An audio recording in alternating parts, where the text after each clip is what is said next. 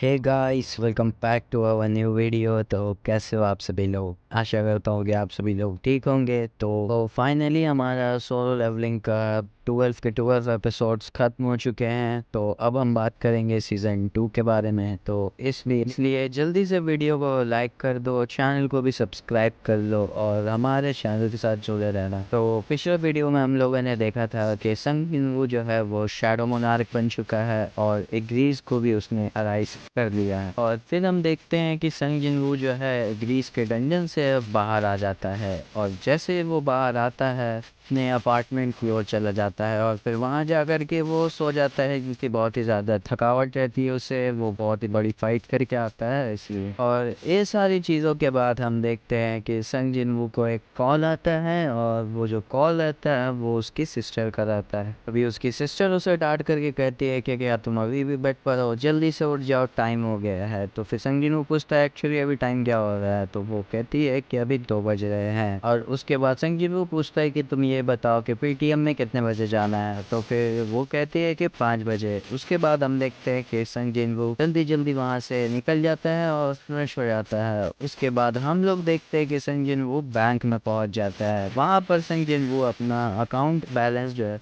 उसे अपडेट करता है। उसके बाद एक लड़की रहती है जो कि उसका अकाउंट को अपडेट करती है। जहाँ पर वो देखती है कि संग जिनवू के अकाउंट में 1.4 बिलियन है। तो जैसे ही वो लड़की 1.4 बिलियन रुपीस देखते हैं संग जिनवू के अकाउंट में, वो थोड़ा सा हिचकिचा जाती है और फिर वो पूछती है कि क्या आप मुझे बता सकते हैं कि आप काम क्या कर रहे हैं। संग जिनवू बताता है कि वो एक हंटर है। तो जैसे ही वो बताता है कि वो एक हंटर है, वो लड़की सोचती है कि संग जिनवू एक हाई लेवल का हंटर होगा। और फिर वो लड़की बताती है कि वीआईपी क्लाइंट्स के लिए उसके पास जो बहुत ही अच्छी अपॉर्चुनिटी वाली ऑफर है, तो क्या आप उसे लेना चाहेंगे। वो ऐसा संग जिनवू को पूछती है तो संग जिनवू मना कर देता है और फिर संग जिनवू अपने सिस्टर के स्कूल में चला जाता है। फिर वो जैसे ही वहाँ जाता है उसे जिन्हा देखती है। फिर जैसे ही जिन्हा संग जिनवू को देखती है वो कहती है कि आखिर तुम कौन हो और मेरा भाई कहाँ है, असली संग जिनवू कहाँ है, मुझे ये बताओ। तो फिर संग जिनवू कहता है कि क्या मैं इतना वियर्ड लग रहा हूँ। फिर जिन्हा वाव कहती है और कहती है कि आखिर कोई इतना कैसे चेंज हो सकता है। उसके बाद संग जिनवू कहता है कि ठीक है, अब तुम मुझे ये बताओ कि तुम्हारी टीचर मुझे कहाँ मिलेगी, मुझे उनसे बात करना भी है। उसके बाद जैसे ही संग जिनवू वहाँ जाने लगता है जिन्हा के साथ, तो फिर हम देखते हैं कि उसके फ्रेंड्स और बाकी के स्कूल के बच्चे जो है वो उसे देख करके बहुत ही ज़्यादा, तो वो लड़कियाँ जो है संग जिनवू को देख करके बहुत ही ज़्यादा इम्प्रेस हो जाती है क्योंकि संग जिनवू बहुत ही ज़्यादा हॉट दिखता है और ऑसम भी दिखता है। Can't make up your mind. Please don't waste my time. Not trying to rewind.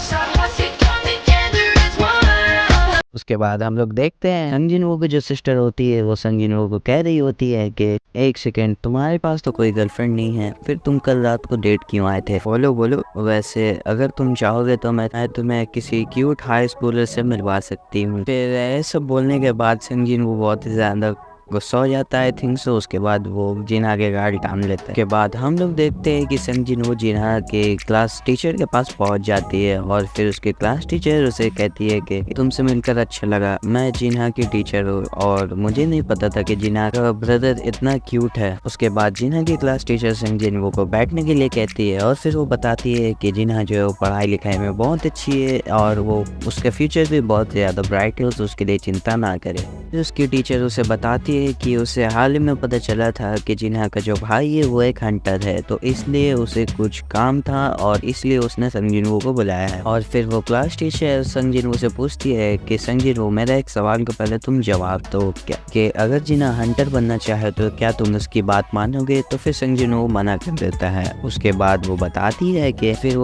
है कि अच्छा हुआ कि तुम समझ सकते हो। तो बात कुछ ऐसी है कि जिन्हा की एक फ्रेंड है जो कि अब एक हंटर बन चुकी है और हंटर बन जाने के बाद से वो स्कूल भी नहीं आ रही है। तो अगर वो हंटर बन भी जाती है तो क्या ये सही नहीं है कि वो पहले ग्रेजुएट हो जाए। के बाद संग जिनवू कहता है कि हाँ ये सही बात है। फिर संग जिनवू से पूछता है कि उसका रैंक क्या है। फिर उसके बाद संग जिनवू को तो क्लास टीचर बताती है कि उसका जो है बहुत ही लोएस्ट रैंक है और उसे कुछ ज़्यादा पता नहीं हंटर्स के बारे में। और फिर संग जिनवू को समझ आ जाता है कि वो एक ई रैंक हंटर है। उसके बाद संग जिनवू थोड़ा घबरा घबराते हैं कि कहीं वो कोई रेड में मारी ना जाए ऐसा वैसा। के बाद वो क्लास टीचर कहती है कि क्या तुम मेरी मदद करोगे और उसे कन्विंस करोगे कि पहले अपने स्कूल को कंप्लीट कर ले। तो फिर संग जिन वो कहता है क्या वो जिन्हा की फ्रेंड है उसका नाम क्या है, तो फिर उसका नाम वो बताती है हान सोंगी। तो फिर संग जिन वो थोड़ा सा चौंक जाता है क्योंकि संग जिन वो उससे मिल चुका होता है। उसके बाद फिर संग जिन वो जाता है उस लड़के के पास और हम लोग देखते हैं कि संग जिन वो जो है उस लड़के को बहुत ही ज़्यादा बात बोलता है कि तुम तो एक ही रैंक हंटर हो, क्या तुम्हारे पास कोई एक्सपीरियंस है रेडिंग करने के लिए, तुम एक माइनर हो और वगैरह वगैरह। उसके बाद वो लड़की उससे कहती है कि आखिर यहाँ पे चल क्या रहा है, क्या तुम वही हंटर हो जिसे मेरे टीचर ने बोला था तुमसे मिलने के लिए। और फिर हम देखते हैं कि संग जिन वो उसके और अपने सिस्टर का एक फोटो दिखाता है और फिर उस लड़की से पूछता है कि क्या तुम इस लड़की को जानते हो। तो फिर वो कहती है अरे हाँ ये तो जिन्हा है, क्या तुम उसके बड़े भाई हो। बाद संग जिन वो को वो लड़की कहती है कि जब वो हॉस्पिटलाइज था तब उसने उसे देखा था। उसके बाद वो लड़की कह देती है कि अगर देखो अगर तुम मुझे ये समझाने के लिए आए हो कि मुझे हंटर नहीं बनना चाहिए तो फिर तुम यहाँ से चले जाओ क्योंकि इसका कोई फायदा नहीं हो सकता। तो फिर संग जिन वो कहता है कि नहीं तुम गलत समझ रही हो, मैं तुम्हें यहाँ ये नहीं कहने आया हूँ कि तुम हंटर की नौकरी छोड़ दो, पर मैं तुम्हें ये कह रहा हूँ कि तुम अब मेरे साथ काम करो और मैं तुम्हें बहुत ही ज़्यादा पावरफुल बना दूंगा। तो बेसिकली यहाँ पे संग जिन वो का सिर्फ यही मोटिव था कि इस लड़की को उसे एक अच्छा हंटर बनाना है और उसे सारी चीज़ें सिखाना है ताकि वो सब उसके ऊपर ना गुजरे जो कि संग जिन वो के ऊपर गुजरा था। और ये सब चीज़ों के बाद हम लोग देखते हैं एक एयरपोर्ट के सीन में जहाँ पर वोंग डंग सुक आ चुका होता है। वोंग डंग सुक कौन है ये मैंने तुम्हें बता दिया था पिछले एपिसोड्स में। उसके बाद हम लोग देखते हैं कि वो जिन चुल जो है वो वोंग डंग सुक को जो है वेलकम कर रहा होता है और फिर वोंग डंग सुक कहता है कि अरे तुमसे दोबारा मिलकर मुझे अच्छा लगा। तो दोस्तों वोंग डंग सुक और वो जिन चुल एक दूसरे को पहले से ही जानते थे। फिर वोंग डंग सुक कहता है वो जिन चुल आखिर तुम हंटर एसोसिएशन से हो और फिर तुम यहाँ पर क्यों आए। तो फिर वोंग जिन चुल कहता है कि अगर कोई एस रैंक हंटर कोरिया के ऊपर पैर रखेगा तो फिर हंटर एसोसिएशन सर्विलेंस टीम को तो आना ही था। के बाद वोंग डंग सुक कहता है कि क्या तुम अभी भी चेयरमैन के वो पुराने राइट हैंड हो। ओह अगर मैं तुम्हारी जगह पे होता तो मैं तो उसे कब का छोड़ के चला गया होता। और फिर वोंग डंग सुक वो जिन चुल का मजाक भी उड़ाता है। फिर वो जिन चुल पूछता है कि आखिर तुम यहाँ पर क्यों आए हो। तो वोंग डंग सुक कहता है कि ये तुम्हारे कोई भी काम के बात नहीं है, तो फिर मेरा जब काम हो जाएगा मैं यहाँ से खुद चला जाऊंगा। बाद वो जिन चुल कहता है कि तुमने तो अपने देश को बेट्रे कर दिया, मतलब कि धोखा दे दिया और फिर तुम यहाँ पर बहुत दिनों बाद आए हो, इसका मतलब कि कुछ न कुछ जरूर बड़ी बात ही होगी। तो क्या तुम ई रैंक हंटर संग जिन वू और डी रैंक हंटर जिन हू को खोजने आए हो। तो फिर वोंग डंग सुक कहता है कि तुम्हारी सर्विलेंस एजेंट टीम ने जो है बहुत ही अच्छा से इंफॉर्मेशन कलेक्ट किया है, तो अगर तुम्हें ये पता है कि मैं यहाँ पर क्यों आया हूँ तो फिर तुम मुझसे क्यों पूछ रहे हो, क्या तुम मुझे रोकना चाहते हो। तो फिर वो जिन चुल जो है वो कहता है कि मैं तो सिर्फ अपना काम कर रहा हूँ। उसके बाद वोंग डंग सुक हो जिन चुल को कहता है कि तुम मुझे बहुत ही पसंद आए, क्यों ना तुम एक काम करो, तुम हमारे स्कैवेंजर गिल्ड को ज्वाइन कर लो और मैं तुम्हें उससे भी अच्छी डील दूंगा जो तुम्हें वो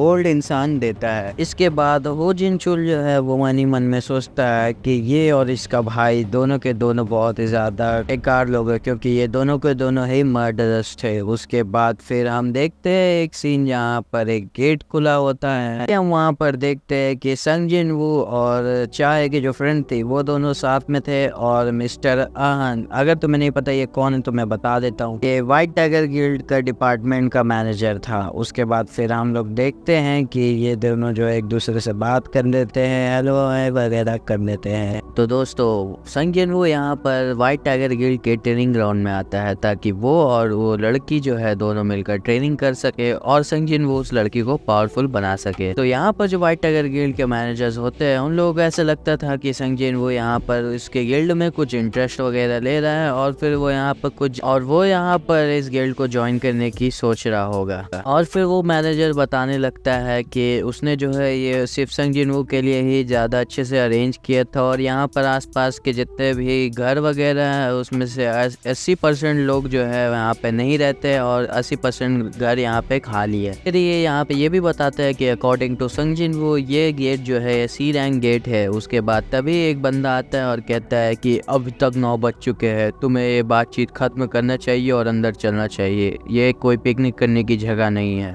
तभी वहाँ पर संग जिन वो उसे देखता है और फिर पूछता है कि ये कौन है। तो फिर ये जो बंदा रहता है मैनेजर, वो बताता है कि ये एक ए रैंक हंटर है जो कि यहाँ पर तुम्हारे विजिट के वजह से थोड़ा नाराज हो चुका है और फिर उसे लगता है कि हम लोग इस जगह को एक ट्रिप की जैसा ट्रीट कर रहे हैं। और फिर मैनेजर उसका नाम बताता है कि इसका नाम किम चुल है और ये एक टैंक का काम करता है अपनी टीम में। और फिर आज के स्ट्राइक स्क्वाड में जो है एक ए रैंक है, 7 बी रैंक है और 4 सी रैंक है हंटर्स। और फिर वो जो मैनेजर होता है वो बताता है कि भले ये लोग बहुत ही ज़्यादा हाई लेवल के रैंकर हंटर्स है, पर तुम ये मत सोचना कि ये बहुत ही अच्छा हंटर्स है, क्योंकि ये जो है काफ़ी नए हंटर्स है। उसके बाद संग जिन वो ये कहता है कि यहाँ पर एक ए रैंक हंटर है और 7 बी रैंक हंटर्स है, यहाँ पर कुछ सीखने के लिए उतने भी ज़्यादा अपॉर्चुनिटीज़ नहीं बचते हैं। उसके बाद संग जिन वो कहता है अपने मन ही मन में कि एक्चुअली मैं तो वो यहाँ पर सॉन्ग ही को यहाँ पर लाने के लिए ही आया था, और ताकि उसे पता चल सके कि एक ई रैंक हंटर जो है जब एक डंजन के अंदर रहता है तो वो कितना ही ज़्यादा हेल्पलेस फील करता है। उसके बाद हम लोग देखते हैं कि सॉन्ग ही जो है वो काफ़ी ज़्यादा एक्साइटेड रहती है यहाँ पर जाने के लिए, और फिर वो संग जिन से पूछती है कि आखिर हम यहाँ पर कब जा रहे हैं। तो फिर तभी वहाँ पर एक मैनेजर का असिस्टेंट मैनेजर आता है और फिर वो कहता है कि सर संग जिन वो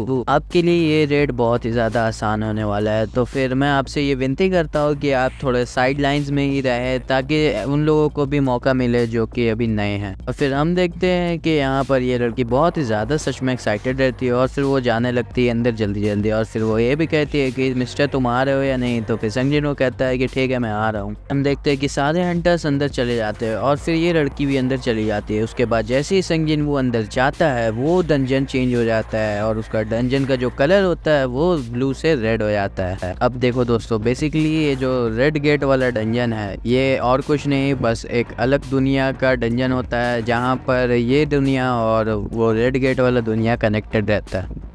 और ये जो रेड गेट वाला जो डंजन रहता है इसके मॉन्स्टर्स भी बहुत ही ज़्यादा हाई लेवल के होते हैं, तो इसमें कोई भी चांसेस नहीं है कि कोई कम लेवल वाला हंटर आकर के इन्हें मारे। तभी हम देखते हैं कि संग जिन वो अपने मुंह उस डंजन से बाहर निकालता है और फिर चिल्ला करके उस मैनेजर को कहता है कि तुम जल्दी से कांटेक्ट करो स्ट्राइक स्क्वाड टीम को, ठीक है। तो बेसिकली यहाँ पे संग जिन ये कहना चाह रहा था कि जो असली स्ट्राइक टीम है उसके बुलाओ। उसके बाद हम लोग देखते हैं कि ये जो मैनेजर रहता है ये बोलता है कि मेन स्ट्राइक टीम को बुलाने से कोई फ़ायदा ही नहीं होगा, मैं डायरेक्ट मास्टर को बुलाता हूँ। उसके बाद हम देखते हैं कि वो जो मैनेजर होता है वो मिस्टर बी को कॉल लगा देता है और कहता है कि यहाँ पर एक सी रैंक गेट था जो कि अब एक रेड गेट में बदल चुका है। उसके बाद फिर मिस्टर बी कहता है कि यहाँ पर तो मुझे खुद ही जाना पड़ेगा और खुद से देखना पड़ेगा कि आखिर ये है क्या। उसके बाद हम देखते हैं वांग डंग सुक और जिन चुल जो है साथ में ड्राइविंग करके जा रहे होते हैं कहीं पर, और फिर वो जो वांग डंग सुक रहता है वो पूछता है कि आखिर मेरा भाई का फ्यूनरल कहाँ पर हुआ और क्या सीन था। के बाद फिर होन जिन चुल कहता है कि क्या आप मॉर्चरी जाना चाहोगे सर। तो फिर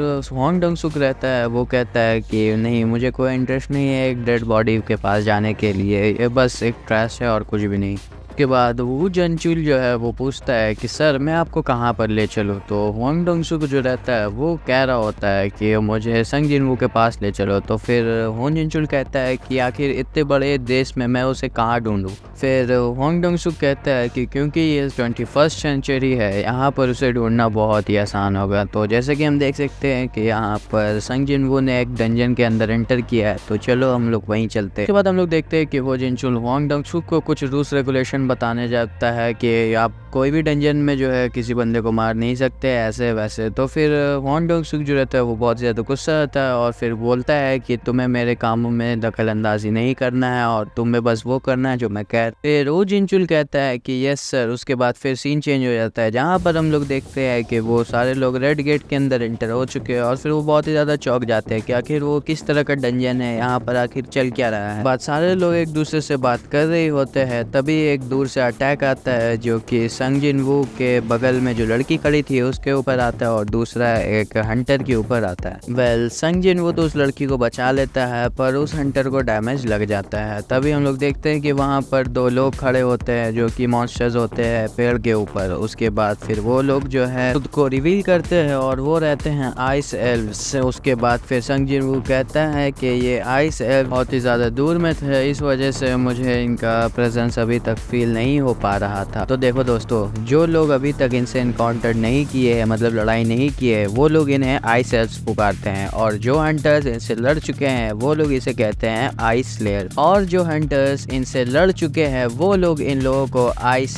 स्लेयर्स इसलिए कहते हैं क्योंकि ये जो है बहुत ही ज़्यादा खूंखार है और इनका नाम आइस एल्व्स एक खूबसूरती तौर पर दिया गया है, पर ये बहुत ज़्यादा खूंखार है और ये हंटर्स को भी हंट करते हैं। तभी हम लोग देखते हैं कि डंजन के गेट के बाहर मिस्टर बी एक आ चुका होता है और फिर वो पूछता है कि क्या ये एक सी रैंक डंजन ही तो था ना। मैनेजर कहता है कि हाँ सर, ये एक सी रैंक डंजन ही था। उसके बाद मिस्टर बी एक कहता है कि क्या तुमने एसोसिएशन को कॉल लगाया। तो मैनेजर कहता है कि हाँ उसने कॉल लगाया था, पर वो लोग कह रहे हैं बार बार कि ये एक सी रैंक गेट ही था। फिर मिस्टर बी एक अपने मन में ही कहता है कि ये जो रेड गेट है ये सिर्फ हाई रैंकिंग डंजन्स में अपीयर्स होता है और इस डंजन गेट के पार एक अलग ही दुनिया होती है जहाँ पर बहुत ही ज्यादा हाई लेवल के मॉन्स्टर्स रहते हैं। और यहाँ पर ये जो रेड गेट डंजन रहता है वो एक बिल्कुल ही सी रैंक डंजन की तरह अपना माना वेव्स छोड़ता है ताकि लोगों को लगे कि ये एक सी रैंक डंजन है, पर एक्चुअली में ये एक रेड गेट डंजन होता है। और फिर इन सब चीज़ों के बाद वो जो मैनेजर होता है वो पूछता है कि क्या हमें माना मीटर एक बार और इस्तेमाल करना चाहिए और इसका वेव्स पता करना चाहिए, इससे कि उन्हें ये पता चल जाए कि आखिर ये डंजन किस लेवल का है। पर वहाँ पर मिस्टर बी एक कहता है कि ऐसे करके भी कोई फ़ायदा नहीं है क्योंकि अब ये जो अपना रंग बदल चुका है, तो अब यहाँ पर माना वेव से ये पता करना कि ये कौन सा रैंक का डंजन है ये नेक्स्ट टू इम्पॉसिबल है। उसके बाद मिस्टर बी एक पूछता है कि आखिर वहाँ पर अंदर में कितने हंटर्स गए हैं। तो मैनेजर बोलता है कि सर वहाँ पे टोटल 12 लोग गए हैं और उनमें से